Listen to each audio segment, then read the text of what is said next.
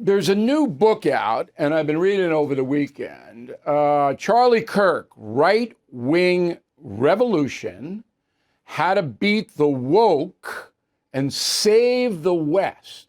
He's not talking about the Wild West. He's talking about the West as far as USA, Europe, this and that. And then the woke stuff in the book's pretty good, I have to say. It's good research in the book. I learned some stuff.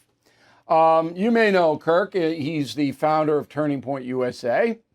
He's got a radio program on Salem. He has written 3 other books, and he is a committed conservative. He joins us now from Phoenix, Arizona. All right, so I'm halfway through your book. I'm not that convinced there's going to be a right-wing revolution in this country. All right? Convince me I'm wrong.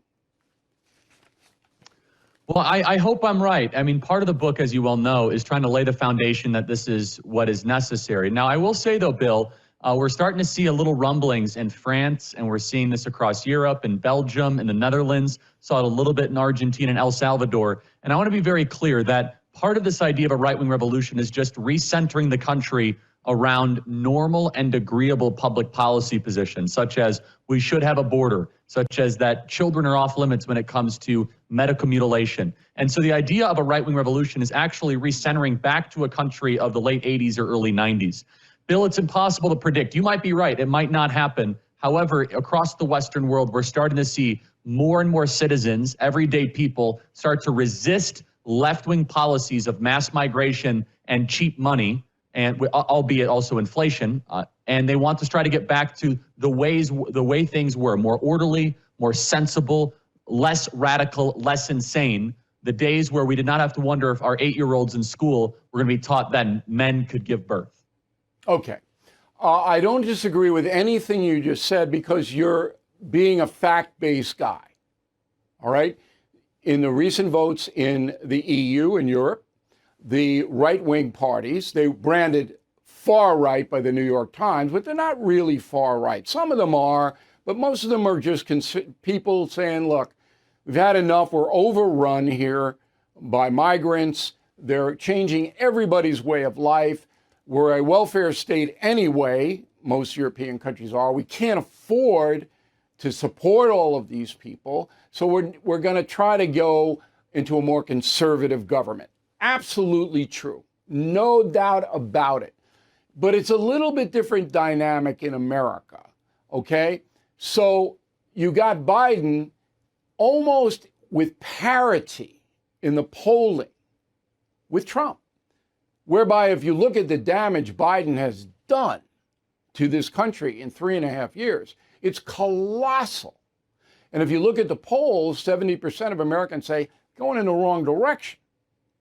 So by all of that, Biden should be down 20 points in these presidential polls, but he's not. And that's what gives me a hesitation that there might be a right-wing revolution. It's a great point, Bill. And presidential elections are tricky, where even if a president has a sub 50% approval rating, sometimes they get reelected. And so I want to be clear, I'm not predicting a right-wing revolution will happen in November. I'm starting to see signs that it could be bubbling up. However, Bill, I will say a recent CBS poll, which was the poll heard around the world, showed that 62% of Americans support mass deportations. That was not the case 5 or 10 years ago. That is a new phenomenon. No, so on the issue set, when it but the dichotomy is that's Trump's position. But you got 62 saying, yeah. But you don't have Trump at 62 beating Biden, who would have to get 38. Well, see, that's the, go ahead. And no, I think that's a smart point. And I think in presidential politics, it becomes very personality driven and less policy driven. And that's for better or for worse. I think it actually helps Donald Trump in certain areas where no matter, what he does, they're going to stay with him. I'm a huge supporter of his. It also hurts him where other people are not willing to entertain his policies. There was an interesting poll last week that came out that showed that Democrats love the idea of no taxes on tips, waiters and waitresses, people in the when they rely on tips. However, they hate the idea if they found out it was Donald Trump's policy position. It was a fascinating poll. It was like a 50-point move. So it's a great point, Bill, and it goes to show that on the issue set, though, I think the country's more center-right than we give it credit for. It's more center-right when it comes on immigration, more center-right when it comes on size and scope of government and spending. Okay. The Supreme Court announced today it's going to hear this genital mutilation stuff next fall, where states are banning any kind of operations for Americans under the age of 18. Even if the parents consent to it, there are bans. Supreme Court's going to hear that.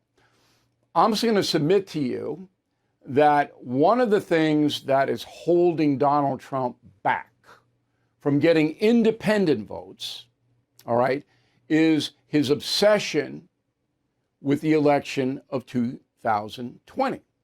And you were on board with the election was a fraud. I followed you because you, to me, the reason I follow Kirk, and I'm talking to my audience now, he's 30 years old. He got a lot of input coming in from the younger folks, younger Americans, all right? And so I follow what he's doing to see what they're doing, what they're thinking, because I want the full spectrum from 18 all the way up to death, all right? Now, I get a lot of younger viewers now because of YouTube, which shocks me, but that's why I follow Kirk. So back to the question. I think that Trump's obsession with 2020, all right, still continues to hurt him in this election. Am I wrong?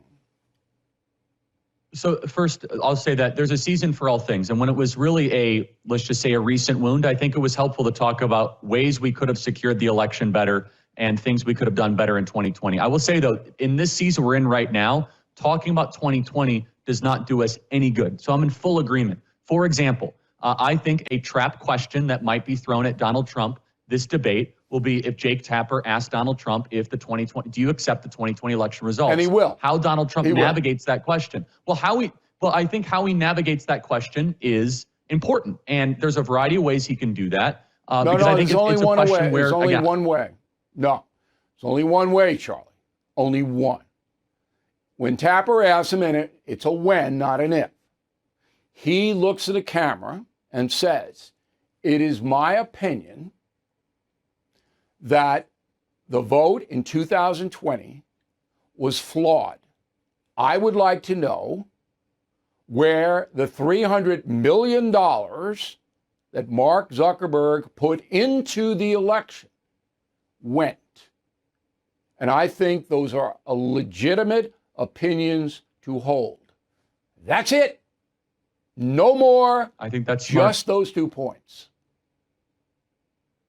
I think that's really smart, and he has to be prepared for that because Tapper will ask that directly, and Joe Biden's going to try to pile on.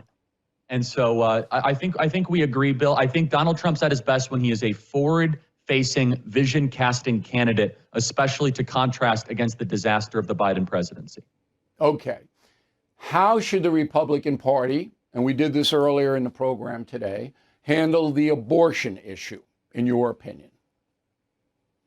So I say this as someone who is resolutely pro-life. So I want to make sure everyone understands my credentials. But I also want to win elections. So I think we have to operate with prudence and put this in the hands of voters. Let's take Arizona, for example. Here in Arizona, this is a pro-choice, pro-abortion state. I say that with a little bit of sadness because I wish it was more pro-life. So you have to find some sort of measure or mean or some sort of agreeable limit that allows you to still win elections and make progress in the pro-life direction. So, for example, 70% of Americans do not think that abortion up until the point of birth is something that we should allow. That could put the Democrats on defense. So, again, I say this as someone who is pro-life, but I'll also say that if we do not approach this issue correctly or with any sort of wisdom, then it could end up being a losing political issue for Republicans. And the failure to recognize or acknowledge that is not living in the current American political reality. All right. Charlie Kirk, the book is Right-Wing Revolution, How to Beat the Woke and Save the West. Now, if I send you a not woke mug from BillO'Reilly.com, are you gonna use that? I will happily receive it. I will, Okay. absolutely. All right, because this is our best-selling mug ever. It's sweeping the country, and since you wrote a book about beating the woke, you ought to have one, and we're going to send one to you. Appreciate it, Charlie. Good luck with the book. Thank you for coming on. We'll talk again, okay? Cold and flu season coming on up. We all know it, and it really is nothing to take lightly.